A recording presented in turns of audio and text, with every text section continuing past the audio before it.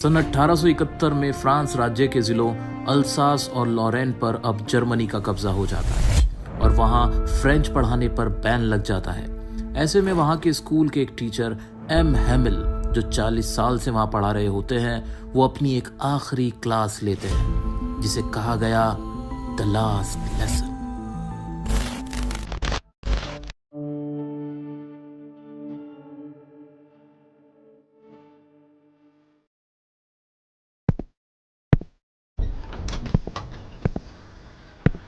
Friends, बेटा आज मैं तुम्हें डांटूंगा नहीं, तुम्हें बुरा लग रहा होगा। हम रोज खुद से कहते हैं कि अभी तो बहुत टाइम है, बहुत समय है, मैं कल याद कर लूंगा, कल याद कर लूंगा। और देखो ना, आज हम कहाँ के खड़े हो गए हैं। आप खुद को फ्रांसीसी कहते हो, पर ना तो आपको अपनी भाषा बोलनी आती है ना लिखनी आती है।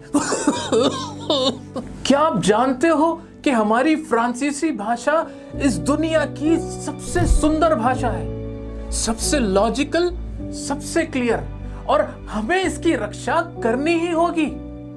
याद रखना, जब भी किसी समाज को गुलाम बनाया जाता है, ऐसे में वो लोग जब तक अपनी भाषा को पकड़ कर रखते हैं तो वो ऐसा है कि मानो उनके तो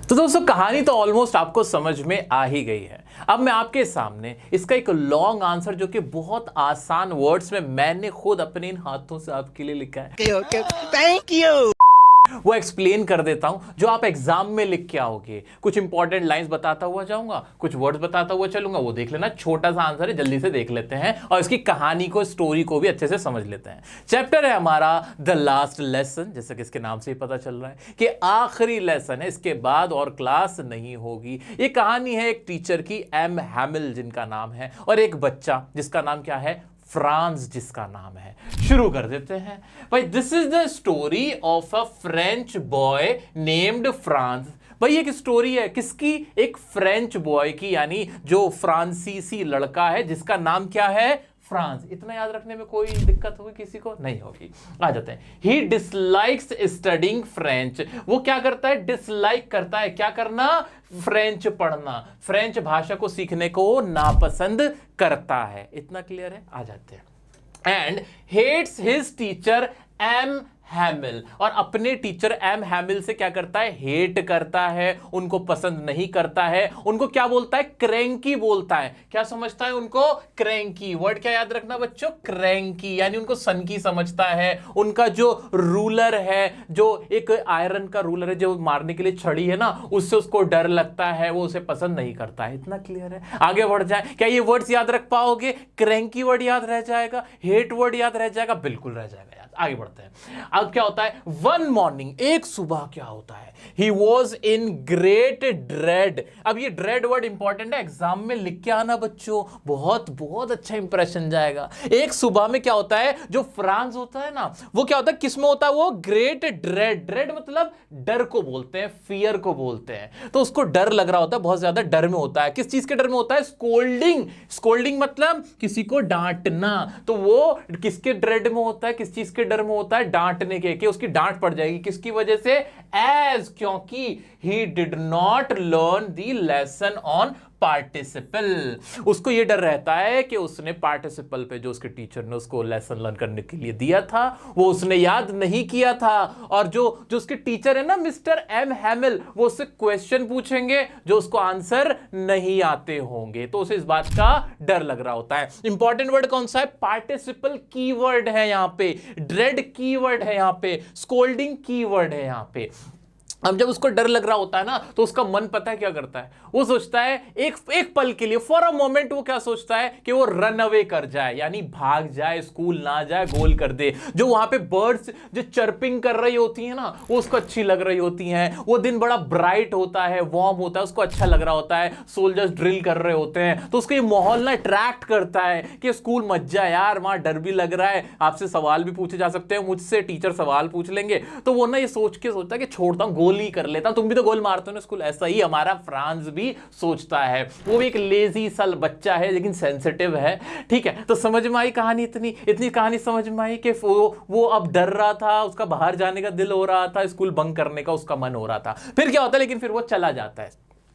When he reached his school, अब ये लाइन बड़ी आसान है भाई, वो जब अपने स्कूल पे रीच किया उसने, यानी पहुंचा, उसने क्या देखा, he found, उसने देखा, there was silence all around। Silence important word है बच्चे, कि वहां जैसे स्कूल में पहुंचा हर जगह हसल बसल जैसे होती है उस तरह की नहीं थी, साइलेंस थे, सब लोग सीरियस हुए थे। क्यों? The student set eight there desk silently. जो बच्चे थे, सभी बच्चे ना अपने डेस्क पे बड़े खामोशी से बैठे हुए होते थे, जो कि ऐसा कभी नहीं होता था। ये नयापन उसने देखा, नया चेंज देखा। एग्जाम में क्वेश्चन आएगा बच्चों कि जब फ्रांस स्कूल पहुंचा उस दिन सब कुछ अलग क्या था, वहां स्ट्रेंज क्या था, स्ट्रेंज अजीब क्या था। तो आप ये सारी लाइंस लिख दोगे, लिख पाओगे कि नहीं, कि सब कुछ साइलेंट था, बच्चे साइलेंट बैठे हुए थे, और क्या हो रहा था, M Hamel did not scold Franz for coming late. M Hamel ने जो फ्रांस है या फ्रांस है, इसको क्या किया, इसको डांटा नहीं लेट आने पर, क्योंकि फ्रांस जो था वो लेट आया था, बट फिर भी एम हैमिल जो कि बहुत ही उसको बुरे लगते थे, उनको बुरा समझता था, सनकी समझता था, डरावना समझता था, हेट करता था उनसे, बट उनको उसने उन टीचर ने ना फ्रांस को डांटा नहीं और कहा कि शांति से बैठ जाओ बच्चे, अपनी सीट पे बैठ जाओ। ये भी स्ट्रेंज था, क्योंकि एम हैमिल तो डांटते थे, पढ़ाते थे, उनसे वो डरता था। आगे देखते हैं क्या हुआ, आगे क्या हुआ बच्चों, इतना यहां पे सब कुछ क्लियर है। He was wearing, ये जो एम हैमिल थे वो क्या पहने हुए थे, he was wearing his beautiful dress which he never wore except on inspection and prize days. सबसे इंपॉर्टेंट, आपने ड्रेस तो देखा ही था एम हैमिल का, आपको पहन के दिखा देता मैंने। कौन सा ड्रेस पहना हुआ था, एक स्पेशल ड्रेस पहना हुआ था जिसमें एक फ्रिल्ड शर्ट थी, झल्लीदार वाली शर्ट थी, एक ग्रीन कलर का कोट पहना हुआ था और एक ब्लैक हैट थी। इतना याद रहेगा, ये ड्रेस अब सबको याद रहेगा, लिखने की तो जरूरत नहीं है, याद रह जाएगा। मेरी शक्ल सोच लेना, वो जो एम हैमिल मैंने आपको बन के दिखाया था वो सोच लेना, याद रह जाएगा। तो उन्होंने इस तरह का ड्रेसअप किया हुआ था विच ही नेवर वोर, जो उन्होंने कभी नहीं पहनते थे। वो जब कभी इंस्पेक्शन डे होता था या प्राइज डिस्ट्रीब्यूशन का डे होता था, वो तब स्पेशल ओकेजन पे पहनते थे, यानी आज कुछ स्पेशल होने जा रहा था। क्या स्पेशल था? The villagers were also present in the class. जो गांव के लोग थे ना वो भी बेंच पे पीछे बैठे हुए थे, सारे विलेजर्स जो थे ना वो भी, पोस्ट मास्टर वगैरह सब लोग वहां बैठे हुए थे क्लास के अंदर जहां बच्चों को बैठना था। ये भी स्ट्रेंज था। ये सारी लाइंस आपके आंसर में आ जाएंगी। अगर आपसे पूछा जाए कि उस दिन क्या स्ट्रेंज हुआ था तो आप ये सब लिख दोगे, लिखोगे ना, किसी को कोई दिक्कत तो नहीं हो रही, कोई डिफिकल्ट वर्ड तो नहीं है ना, यहां आसान है ना। आ जाओ। Everybody looked very sad. हर कोई क्या था, बहुत ज्यादा सैड नजर आ रहा था, बहुत उदास था। क्लास में जो भी बैठे हुए थे लोग सब बड़े सैड थे। Then M Hamel told that the order has कम।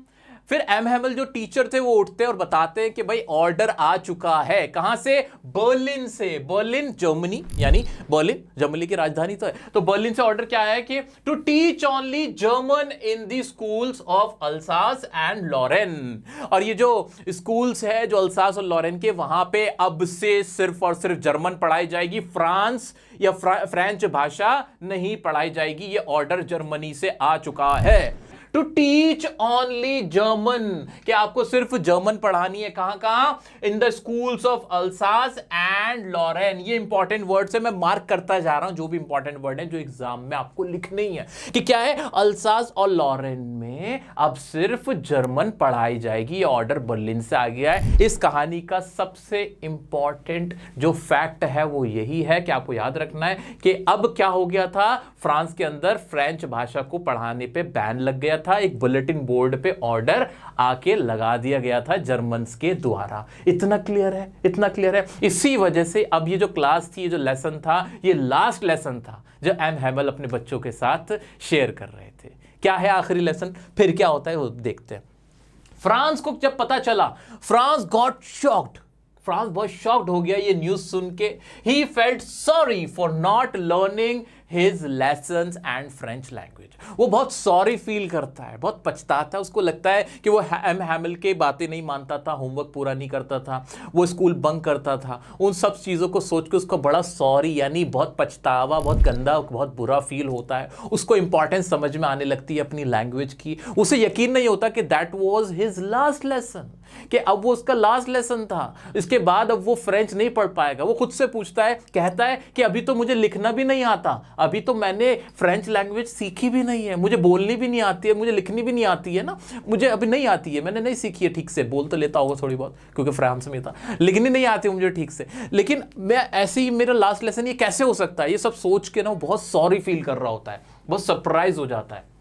आगे क्या है, he suddenly starts liking learning French. अचानक से उसका इंटरेस्ट पैदा होने लगता है अपनी जो लैंग्वेज है, अपनी फ्रेंच भाषा के प्रति उसका इंटरेस्ट पैदा हो जाता है। उसको एम हैमिल अच्छे लगने लगते हैं, उसको चैप्टर है, उसको लेसन समझ में आने लगते हैं। जिन लेसन से वो डर रहा था, जिस चैप्टर से वो डर रहा था, पार्टिसिपल से डर रहा था, अब उसे वही पार्टिसिपल, वही लैंग्वेज, वही सब्जेक्ट अच्छा लगने लगता है।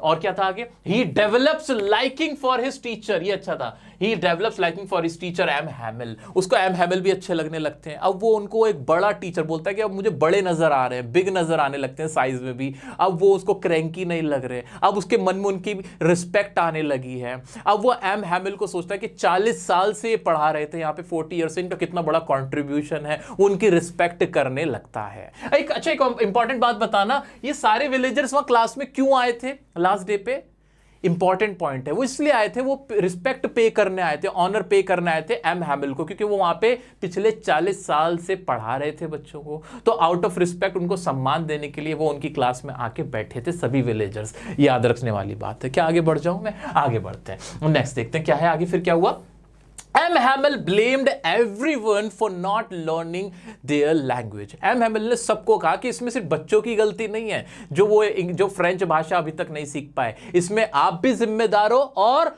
Including my self, including himself, कि मैं भी जिम्मेदार हूं। उन्होंने खुद को भी जिम्मेदार ठहराया कि वो ठीक से पढ़ा नहीं पाए, वो सिंसियर नहीं थे अपनी ड्यूटी में। क्योंकि एम हैमिल क्या करते थे, वो फिशिंग पे चले जाते थे, बच्चों को अपने पर्सनल काम के लिए इधर बाहर भेज देते थे, तो इस तरह से वो भी कभी कभी सिंसियरिटी नहीं दिखाते थे, शो नहीं करते थे। इस वजह से वो सबको ब्लेम करते हैं, इंक्लूडिंग हिमसेल्फ। ठीक है, आगे बढ़ते हैं। वो विलेजर्स को कहते हैं कि आपने अपने पर्सनल फायदे के लिए, पैसे कमाने के लिए बच्चों को पढ़ने नहीं भेजा, उनसे पैसे कमाने के लिए आपने उनको छोड़ दिया, आपने उनकी पढ़ाई पे ध्यान नहीं दिया। सो सभी लोग, हम सभी जिम्मेदार हैं कि हमारे बच्चे आज भी फ्रेंच लैंग्वेज नहीं सीख पाए, इस वजह से।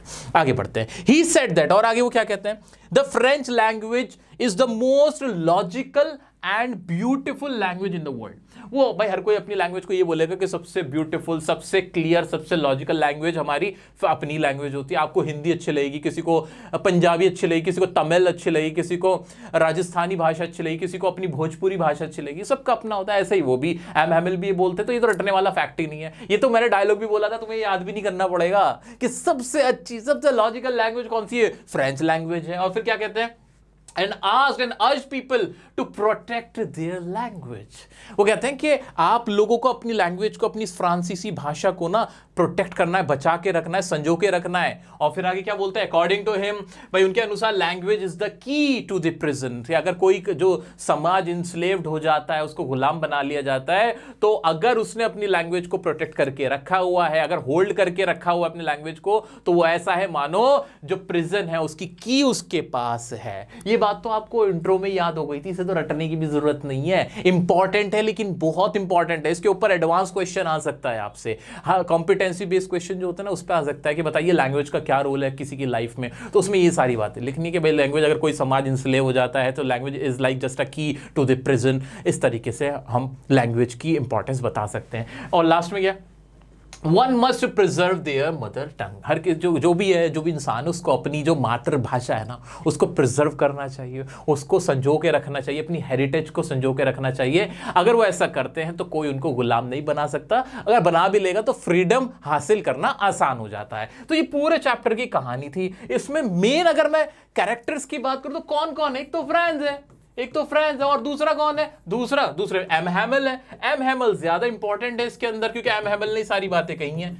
एम हैमल ने सारी बातें कैसे कही है, लैंग्वेज की जो इंपॉर्टेंस है वो एम हैमल ने बताई। एम हैमल है कौन, इतना याद रखना है भाई, 40 इयर्स क्या पढ़ा रहे, 40 ईयर्स से क्या पढ़ा रहे, वहां पे टीचिंग कर रहे, क्या पढ़ाते हैं, फ्रेंच लैंग्वेज पढ़ाते हैं। उनको जो फ्रांस था क्या समझता था, क्रैंकी समझता था, ठीक है। और लास्ट डे पे वो क्या हो जाते हैं, बहुत इमोशनल हो जाते हैं, और वो बड़े पेट्रियोटिक से भी नजर आते हैं, पेट्रियोटिज्म भी शो करते हैं, है ना, लैंग्वेज की इंपॉर्टेंस बताते हैं। ये सारे काम कौन कर रहा है, एम हैमल कर रहे हैं। तो एम हैमल का कैरेक्टर स्केच अगर आ जाए तो ये सारी बातें बतानी है। लास्ट डे पे इन्होंने कैसे कपड़े पहने हुए थे, बहुत स्पेशल, जो कि ये फॉर्मल ड्रेस में आए हुए थे, जो पहले ये कभी नहीं पहनते थे, मतलब सिर्फ स्पेशल ओकेजन पे पहनते, नॉर्मली नहीं पहनते थे। कैसी फ्रिल्ड शर्ट पहन रखी थी, ग्रीन कोट था, ब्लैक कलर की कैप लगा रखी थी, ये इसमें हम बता देंगे। बहुत ज़्यादा इमोशनल हो रहे थे, मोशनलेस चेयर पे बैठे रहते हैं, फिर खड़े हो जाते हैं, खामोश रहते हैं। लोग आए थे क्या करने, इनको रिस्पेक्ट पे करने के लिए। तो ये इंपॉर्टेंट क्वेश्चन, देखो मेरी नज़र में ना इंपॉर्टेंट क्वेश्चन इसका यही बनता है। जिसने इतने फैक्ट्स याद रख लिए ना,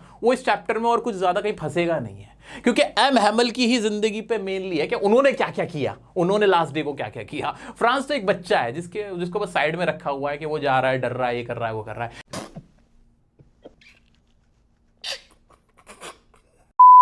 तो इससे ज्यादा कैरेक्टर एम हैमल का इंपॉर्टेंट है, ये याद रखना, इस पे ज्यादा फोकस कर लेना। फ्रांस के बारे में क्या याद रखना, कुछ भी नहीं। एक लड़का है जिसको पढ़ाई का शौक नहीं है, जो अपने टीचर से डरता है, स्कोल्डिंग से डर रहा होता है, होमवर्क नहीं करता। जब उसको पता चलता है लास्ट डे, तो उसको रियलाइज होता है कि वो गलत कर रहा था, वो सॉरी फील करता है, दैट्स इट, इतना ही है मेन। आपको ये सारे फैक्ट याद करने, मुझे लगता है अब तुम्हें रटने की भी जरूरत नहीं, सब कुछ याद हो गया होगा। कुछ प्रीवियस ईयर में जो क्वेश्चन आपसे पूछे गए हैं, वो सारे क्वेश्चन मैं आपके साथ डिस्कस कर लेता हूं और इस चैप्टर को खल्लास करते हैं। प्रीवियस ईयर के क्वेश्चन आपके सामने देखना कितना आसान से। Why was M Hamel dressed in formal clothes in school? भाई स्कूल में फॉर्मल क्लोथ क्यों पहन के आए थे? भाई वो लास्ट डे था, लास्ट लेसन था, क्योंकि वहां से बर्लिन से ऑर्डर आ चुका था, an order has come from Berlin. वही जो मैंने आपको बना के दिया है ना, ये जो मैंने आपके लिए पूरा जो आंसर लिखा है ना मेरे बच्चा, जिसने इस आंसर को लर्न कर लिया 2-3 बार, बस ऐसे आंखों के आगे से भी निकाल लेना, इस चैप्टर में से उसको कभी कोई प्रॉब्लम नहीं होगी, उसके पूरे नंबर आ जाएंगे। बस ये मेरी बताई हुई लाइंस लिख के चले जाना, हो गया तुम्हारा काम। आ जाओ नेक्स्ट क्वेश्चन क्या भाई, what were friends feeling as he set out for school and why? भाई उसकी फीलिंग क्या थी? भाई वो डर रहा था, उसको स्कोल्डिंग का डर था, वही पार्टिसिपल में उससे क्वेश्चन पूछा जाना था। How and why was M Hamel dressed differently that day? बार बार ये मैंने क्या कहा था आपसे, मैंने आपसे बार बार बोला है एम हैमल पे ही बेस क्वेश्चन ज्यादा आएंगे। ये प्रीवियस ईयर में पूछे गए क्वेश्चन है। फिर से वो कि भाई उन्होंने ड्रेस अलग क्यों किया हुआ था। Everybody during the last lesson was filled with regret comment. ये अच्छा क्वेश्चन है कि भाई हर कोई रिग्रेट फील कर रहा था, कमेंट करके बताएं भाई, क्योंकि रिग्रेट इसलिए फील कर रहे थे क्योंकि सबने अपने सिंसेरिटी से अपनी लैंग्वेज को सीखने की तरफ ईगरनेस नहीं दिखाई थी, जिसमें एम हैमल खुद को भी ब्लेम करते हैं। वही कहानी आ जाएगी इसके अंदर। आ जाते हैं the order from Berlin banning teaching of French stunned everyone comment. फिर वही वाली पूरी कहानी आ जाएगी कि भाई वो ऑर्डर आ गया था, उससे सब स्टंड हो गए थे, किसी को पता नहीं था, उनको अपनी लैंग्वेज के प्रति ना फिर प्यार लौटने लगा था, उन्हें बड़ा प्यार होने लगा था। How was M Hamel different in his last lesson? Who did he scold and for what? अच्छा था भाई। M Hamel different क्यों थे? क्योंकि वो किसी को डांट नहीं रहे थे, उन्होंने स्पेशल ड्रेस पहना था, फॉर्मल ड्रेस में थे। किसी को इसलिए डांट रहे थे क्योंकि that was the last lesson, और फिर वो बहुत इमोशनल थे, उन्होंने लेसन दिया, भाई पेट्रियोटिज्म के बारे में ही बात की। बस ये सारी चीज़ आएंगी। कुछ भी नहीं आता जिसने मेरा बताया हुआ है, मेरा लिखाया हुआ ये आंसर एग्जाम में जाके जो का तू भी ऐसे लिख के आ गया ना, उसके बहुत अच्छे नंबर आ जाएंगे। और बाकी बातें होंगी आपके एग्जाम टाइम पे। लाइव लेक्चर तो मेरे से ही लोगे ना, लाइव सेशन मेरे साथ जुड़ जाना, फ्री ऑफ कॉस्ट, कोई टेंशन ही नहीं है। मैं आपके सामने खड़ा हो जाऊंगा और इसके जो एक्स्ट्रा क्वेश्चन हो सकते हैं वो आपके अच्छे से करा दूंगा। अभी के लिए इतना ही। कोई भी डाउट आता है इंस्टाग्राम पे पूछ सकते हो, कमेंट में पूछ सकते हो। नेक्स्ट कौन सा चैप्टर थी मुझे जल्दी से कमेंट करके बता दो। वीडियो कैसी लगी जरूर बताना, अपने टीचर्स तक, अपने साथियों तक, फ्रेंड्स तक ये वीडियो जरूर शेयर करना। मिलते हैं नेक्स्ट वीडियो में। अभी चैनल को सब्सक्राइब करके रख लेना, क्योंकि एग्जाम टाइम में मोस्ट इंपॉर्टेंटली आपको मैं कुछ नई नई चीजें और बताऊंगा, तो उसके लिए सब्सक्राइब करके रखना। मिलते हैं नेक्स्ट वीडियो में नेक्स्ट टॉपिक के साथ, तब तक के लिए बने रहें डियर सर के साथ। Love you all.